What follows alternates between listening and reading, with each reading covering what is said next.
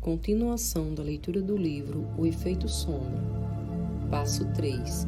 Abra mão do julgamento pessoal. Você tem as emoções que acha merecer. No entanto, muitas vezes não são as emoções que você quer. Longe disso. Todos fazem malabarismos de sentimentos ruins e bons, o que leva ao julgamento pessoal. Envolta esses sentimentos ruins, raiva, medo, inveja, hostilidade, papel de vítima, autopiedade e agressividade, há uma imagem pessoal que precisa dessas emoções negativas.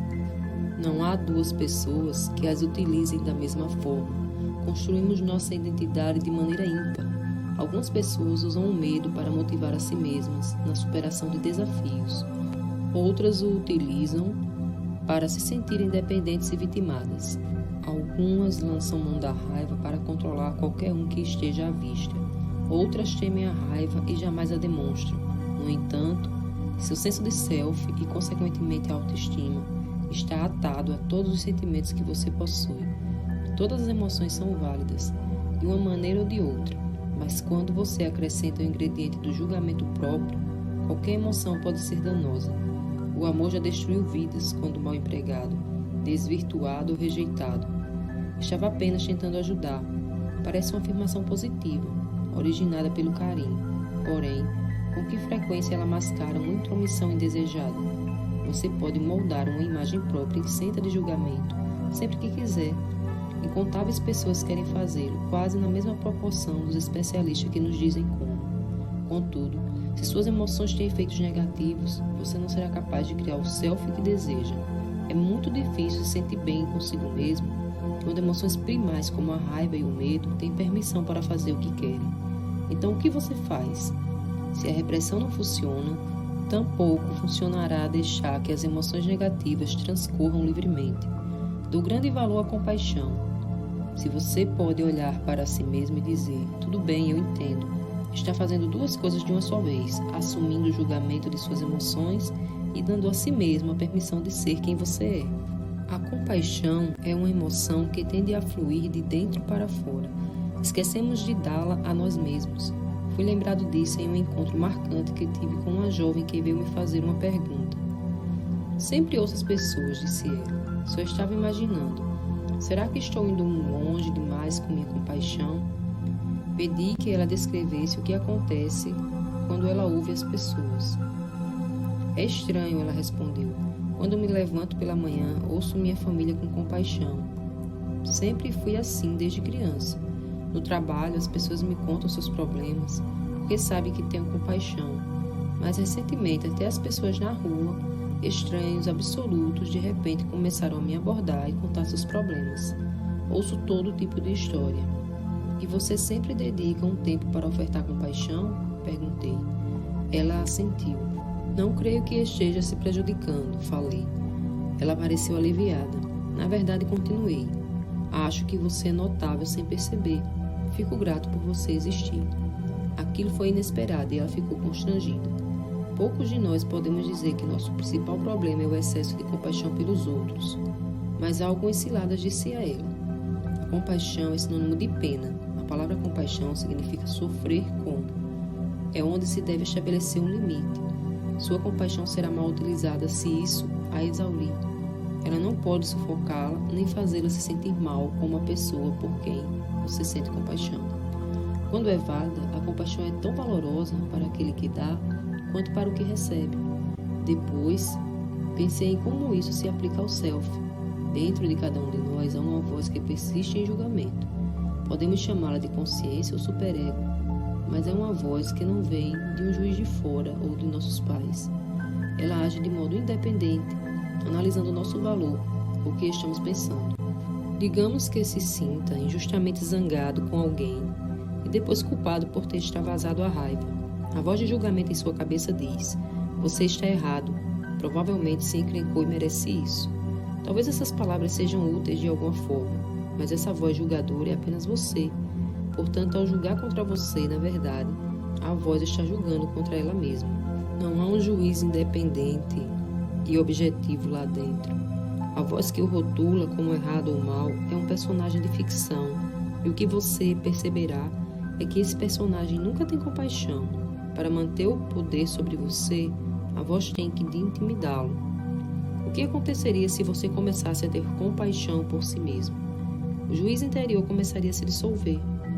No caso dessa jovem, senti que ela não manipulava a compaixão de modo egoísta, como as pessoas costumam dizer.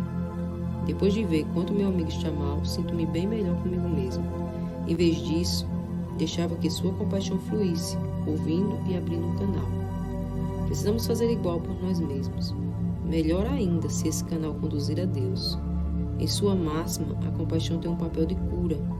Quando você a oferta, as angústias de outra pessoa são ouvidas e passam a um nível mais alto de consciência. Não estamos falando de renunciar à sua consciência, mas quando a consciência começa a ser punitiva e o faz se sentir indigno, ela já foi longe demais. É hora de desprender o julgamento que o mantém preso a uma limitada concepção própria. No reino espiritual ou de Deus, chame como quiser, o sofrimento pode ser curado por meio de sua compaixão. Você abre um canal aos poderes de cura. Aspire ser esse canal. Esse é um dos maiores prazeres da vida e certamente o mais puro. Passo 4. Reconstrua seu corpo emocional. Sempre que uma emoção negativa emergir, você pode substituí-la por algo novo. Todos temos uma imagem mental do que é um corpo físico desejável, bem condicionado, saudável, jovial, viçoso, agradável de se ver. Mas não usamos essas qualidades em relação às nossas emoções, nosso corpo emocional. O corpo emocional, assim como o corpo físico, tem de ser propriamente nutrido. Ele pode ficar cansado e flácido ao ter as mesmas reações repetidamente. Ele se torna enfermo quando é exposto a toxinas e influências insalubres. Toda vez que você sente uma emoção negativa, seu corpo emocional está expressando desconforto, fadiga ou dor.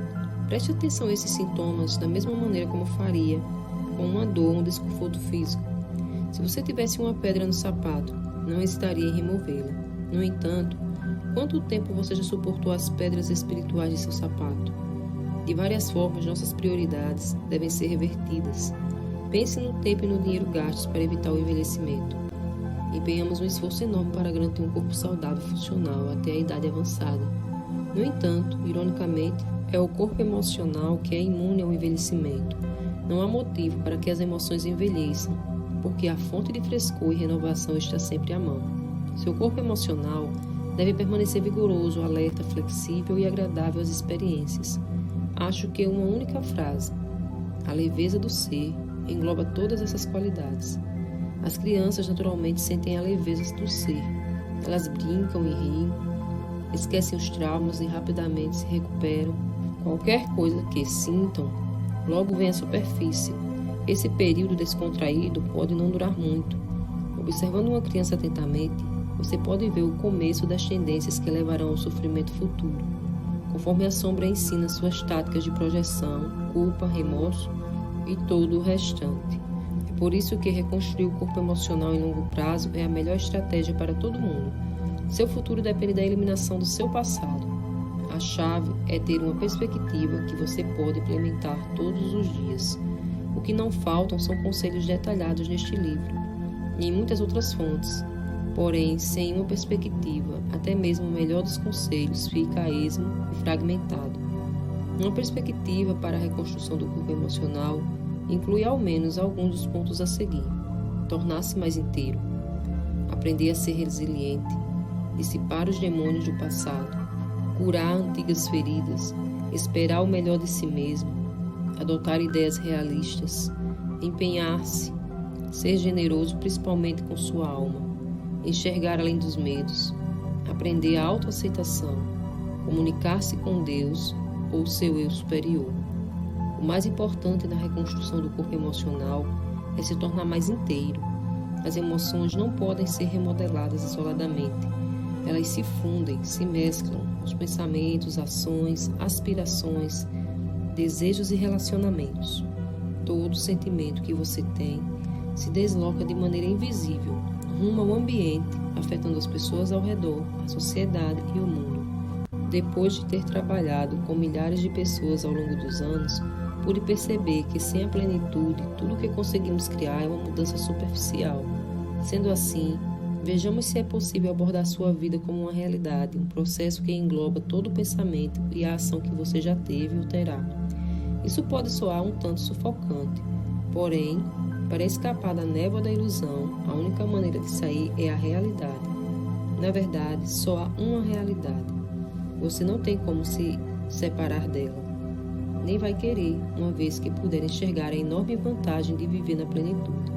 Seu self separado, que tem uma participação pessoal no mundo, não se trata de quem você realmente é. Na verdade, isso pode ser uma total ilusão, e foi o que Buda disse. O self que você defende todos os dias como seu ponto de vista ímpar é uma ficção conveniente, que faz com que o ego se sinta bem. O que o ego não percebe, no entanto, é que ele se sentiria muito melhor se abrisse mão da parte limitada e egoísta no mundo. Quando isso acontecer, o verdadeiro self pode emergir. Então, e somente então, a plenitude será possível. Uma nova realidade, um novo poder. A plenitude supera a sombra ao absorvê-la. O mal e o mal feito já não estão isolados. Antes mencionei que danificar o ecossistema é um exemplo de como o mau comportamento pode ser negado e varrido para baixo do tapete. Porém, conforme a postura se modifica, descobrimos que o ecossistema está totalmente interligado. Os comportamentos de todas as pessoas afetam a todos. Não há parte alguma do planeta que possa ser isolada como se fosse imune aos danos ecológicos causados por outras partes. A plenitude modifica toda a nossa perspectiva. Agora, expanda a palavra ecossistema, levando-a a um contexto mais abrangente. A plenitude tem de se expandir para levar em conta as leis que controlam a poluição, as batalhas sociais pelo aquecimento global, as atitudes pessoais quanto à reciclagem, chegando até a nossa forma de felicidade. Será que podemos continuar a ser felizes com um tipo de vida que está lentamente destruindo o mundo?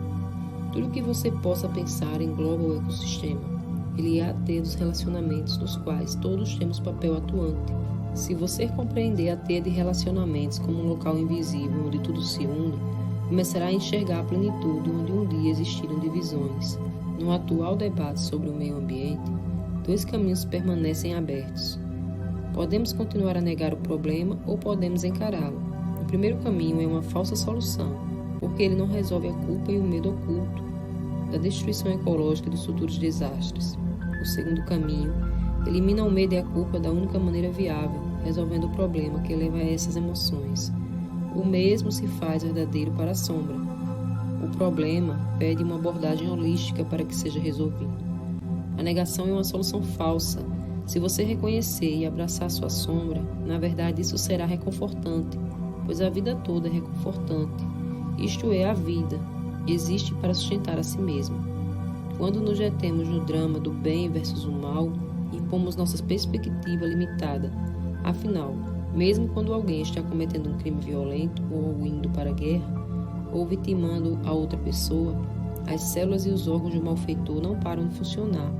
A lealdade do corpo é a vida, independentemente de quão conflitante a mente se torne.